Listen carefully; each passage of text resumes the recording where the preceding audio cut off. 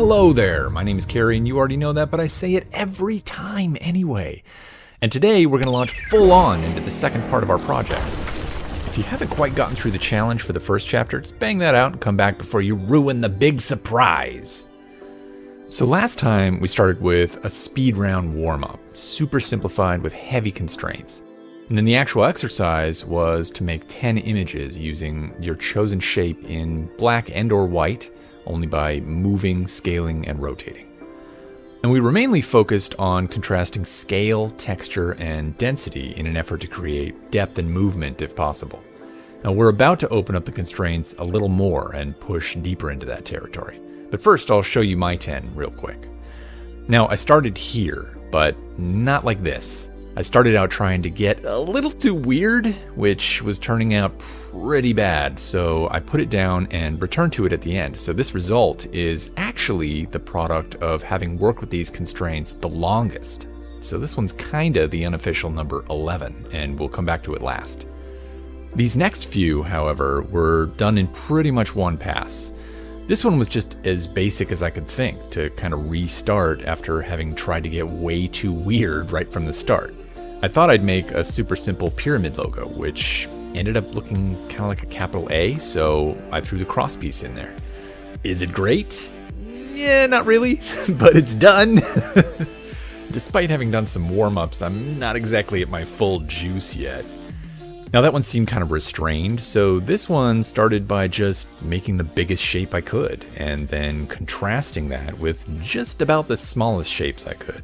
And in making those small shapes, I kept them localized to a few small areas, so I could also maximize the density of them. And in doing that, I realized I could change the texture of this edge here by letting those small shapes kind of eat away at it, to roughen it. And of course, then I realized I could make it like bits of the surface breaking off. And I did that in a way that creates some movement by suggesting that they're falling away from the edge here. In the end, there's kind of a really simple story implied here, which is nice, albeit, a really dumb story about bits breaking off and floating away from the hole. This probably took 10 minutes, mostly because duplicating all these little triangles and trying to randomize their sizes, it takes a bit of time. But this was the third frame, and I already felt pretty good about it, which of course happens. And then maybe you run out of ideas, hence this one, which is way dumber and probably less interesting to look at as a result.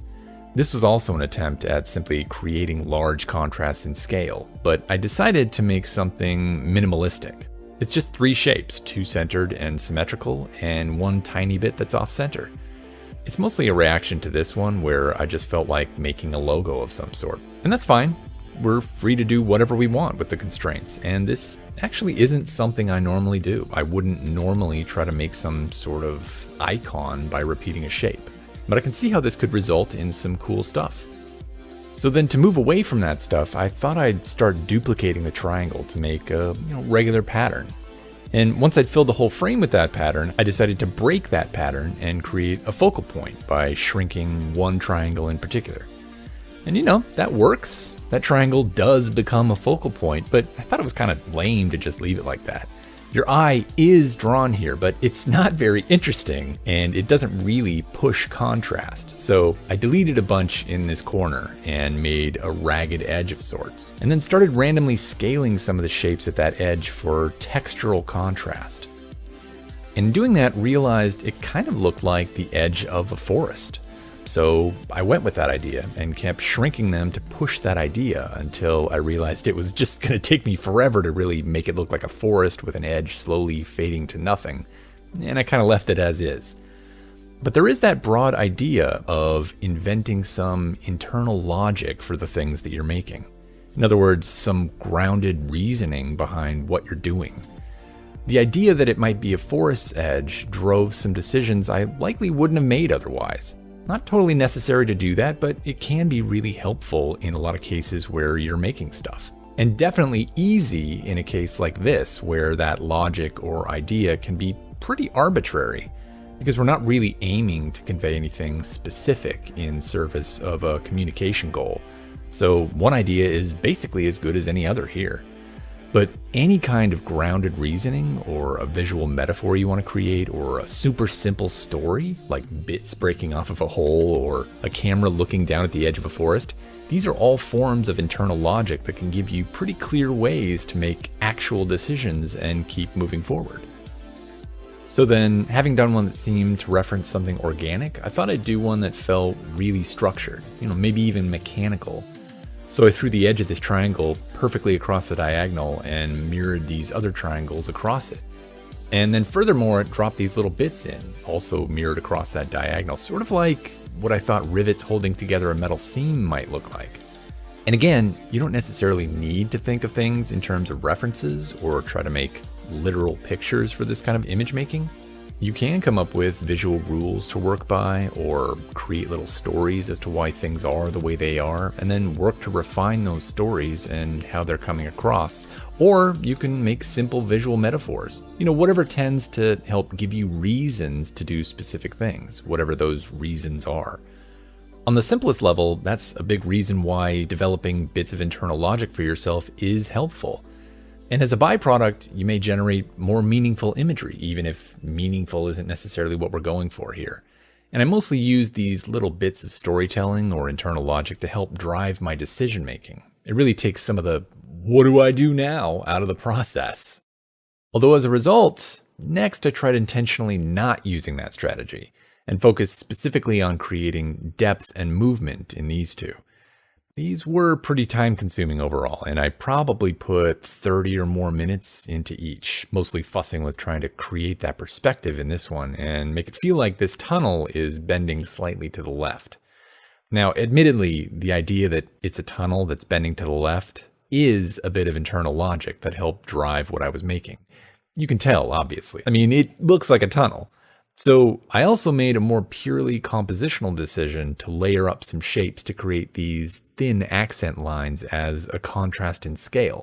It's kind of a nice little embellishment that creates some extra density along these edges. But by that point, I realized I was spending a lot of time on this one. So here I went a little more embellished and a little less obviously tunnel-like. Still focusing on depth, but even more on movement, which I think worked to some degree. The depth really just came down to firstly stacking shapes in front of and behind each other so that they recede or come forward. And then secondly, from working to create some perspective again. Granted, the perspective isn't quite as obvious as this one, but there's still a decent sense of depth and of some weird movement from that perspective and the way it bends around. In fact, it's starting to feel a little distorted because that perspective is all warped and turned in on itself. At this point in the exercise, none of these are likely to be earth-shattering, but then, a weird distortion effect in a kind of hypnotic repeated pattern is not something I would have imagined when I sat down to see what I could do with some triangles, which is part of the whole point. I just made something I've never tried making before. So after spending too much time on those two, I thought I'd go back to something simple, or maybe even try something minimal again. I went mostly white and decided to modulate the weight of the line created here by putting a white triangle over a black one, but turning the white one just a little so the resulting line slimmed down to a point. Because I hadn't played with line weight in any of the other compositions, and since those lines are relatively large, I thought I'd make a pattern of really small shapes. And if you squint, that pattern texture makes a sort of gray overall, so I tucked it into a larger black shape and made sure each was buffered by some white to give them all some separation. Just really subtle indications of depth in general. And then in the final frame, I explored making another pattern at a much larger scale. This one actually went through a bunch of iterations until I settled on this linear pattern that I tilted and echoed up here at a smaller scale, which does a lot of things, including creating some higher density, although admittedly not higher by a whole lot. And then back to the start, armed with all this new stuff, I aimed for another with deep perspective. And in lining up these big shapes, I thought they looked like the shadows cast from blinds in a noir film. And as I kept sliding the shapes around to get the perspective, I thought it would have more depth if I could make it look like surfaces on top of each other, which then ended up looking like steps on a staircase. And I think that came out of this last one resembling steps a bit. And following that film noir reference, I blew the shapes up, kind of like zooming in on a shot, and added these edge details just to push that reference a little more. These slivers came out of trying out modulated line weights earlier. As simple as this is, it's using a lot of what came out of the other frames. It's a really stripped down, graphic image of a scene referencing a certain illustrative or filmic style.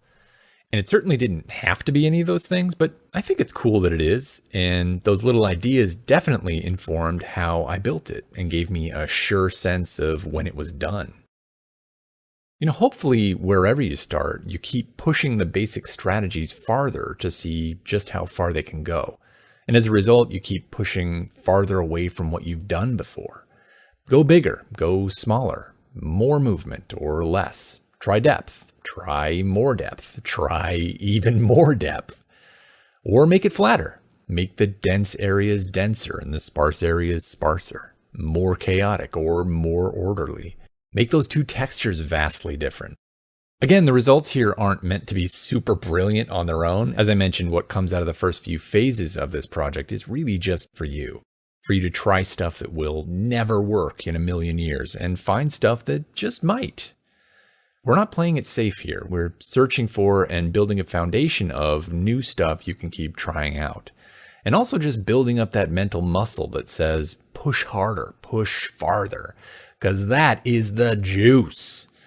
Obviously, doing everything to the extreme isn't always going to be the answer in your work, but knowing how to push toward the extremes is the only way to really find out how far is far enough. You really have to be able to cross the line to know where the line is. So line crossing is a real valuable skill. And if you find yourself at a loss for ways to push something like depth a little harder, even when you have access to 3D software that automatically provides perspective and shading and other depth cues, you can really look to the basic contrasts. Like, different depths can definitely be contrasted, foreground objects versus background objects and how far apart they are. But generating that depth really comes down to using combinations of the more fundamental contrasts. So in a sense, it's really a higher level strategy that you build from the fundamentals. For example, one way that the eye interprets depth is when there appears to be some kind of perspective through the convergence of lines. And look, small scale high density versus larger scale lower density. Lots of smaller things versus fewer bigger things. Also, shapes of the same kind can appear closer or farther as a result of their scale, especially if they follow perspective lines. And again, smaller scale, higher density versus larger scale, lower density. But of course, simpler than that is just when one object clearly lays over and occludes another. You can pretty clearly see that needs some contrast in value or hue or texture, or a combination of several basic contrasts to make that occlusion apparent at all. But once you have that sense of depth is definitely there, right? The sense that one is in front of the other, that there's some space in between the two, or put another way, that there's a contrast in the depths at which these objects sit in the frame. You get into warm versus cool colors and objects casting shadows and all that, and it really solidifies the indications of depth. But just on the most basic level, finding more ways to indicate these simple things, perspective, relative scale, and occlusion, really go a long way in terms of conveying depth. Indications of movement have their own simple strategies too, and those also rely on the basic visual contrasts. Like depth, you might think of it as a slightly higher level strategy, or a sort of secondary contrast built up from the more primary contrasts. Movement essentially means that the composition is attracting the eye to one place and then to another. And in the process, it's getting the viewer's eye itself to literally move around and look at stuff, maybe even along a set path. It's about engaging the viewer to actually look at things and guiding them in doing so, maybe to the degree that the composition seems to flow in certain directions.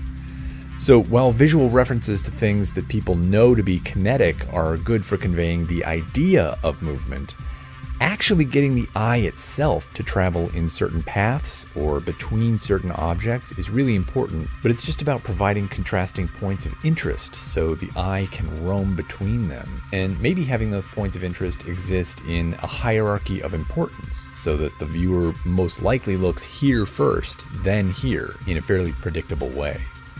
For example, if you've got a lot of typography and you want someone to read a particular thing first, what do? You make it huge or charismatic, in contrast to other pieces of information, because if it's done right, the viewer's eye will naturally go there first.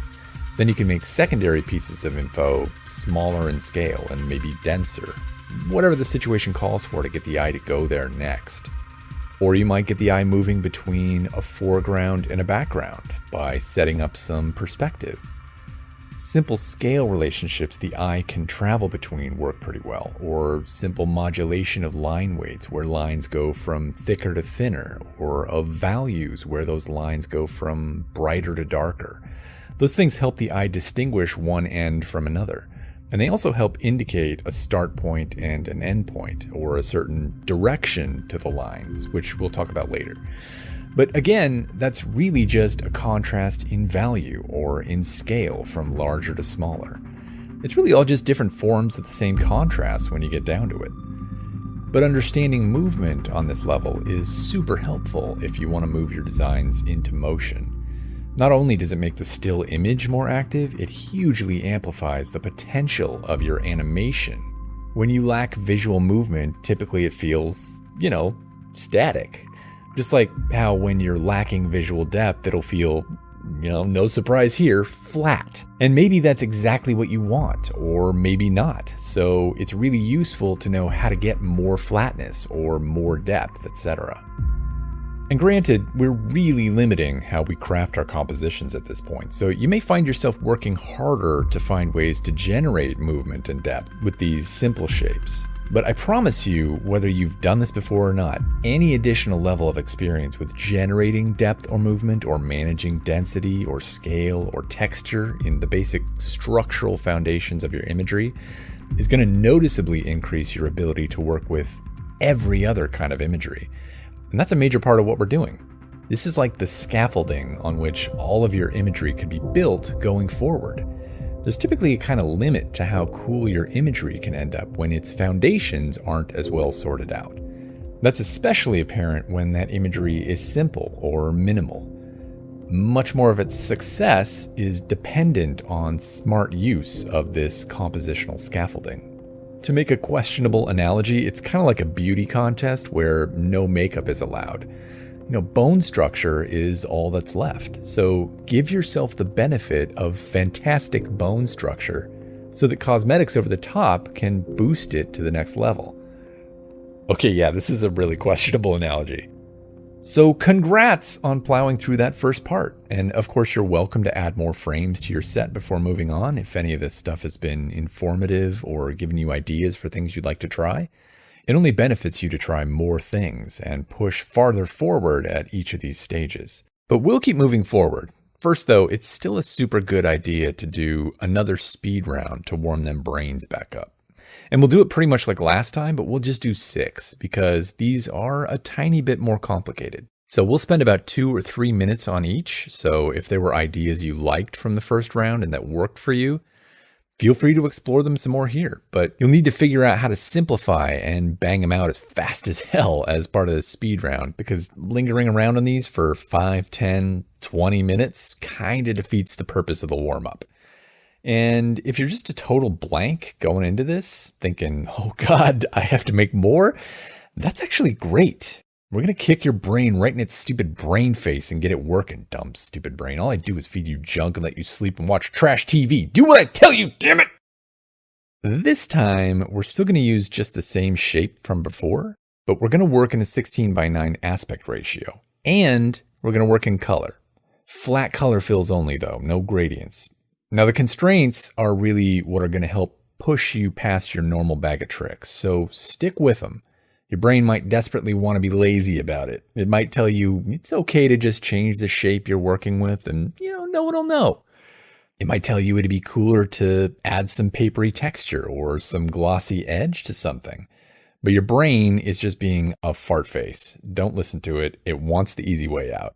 Just make your shapes in whatever colors you want and think about contrasts in scale, about how differences in density or the lack thereof can create texture, and think about creating depth and movement where you can.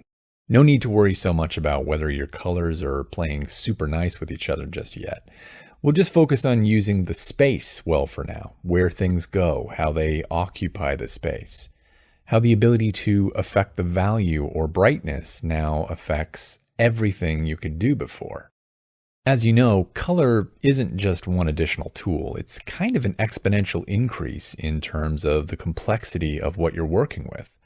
But at the moment, the most important thing for us is, of course, thinking about contrasting the components of those colors.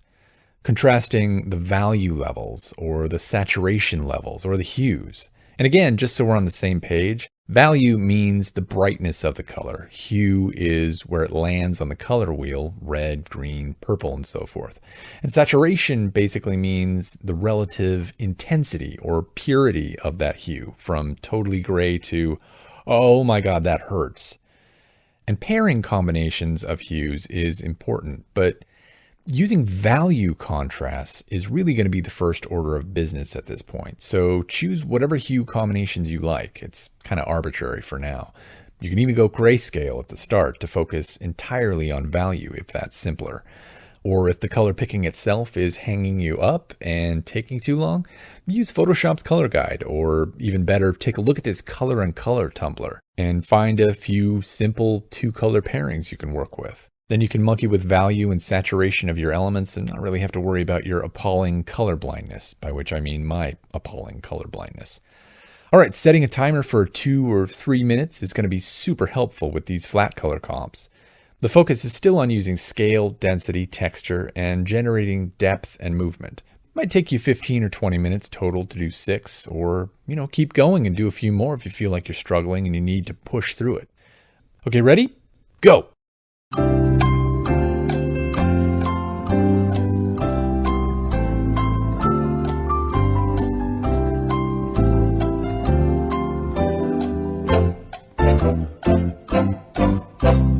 Nice. So hopefully in adding that extra dimension of color, you were able to still keep an eye out for some of the basic spatial relationships, like scale and density and all that, and really recognize them and then play with them when hues and values get in the mix.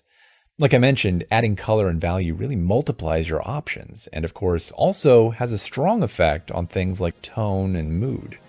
So being able to still see each of these contrasts in specific and how to use them better is super useful.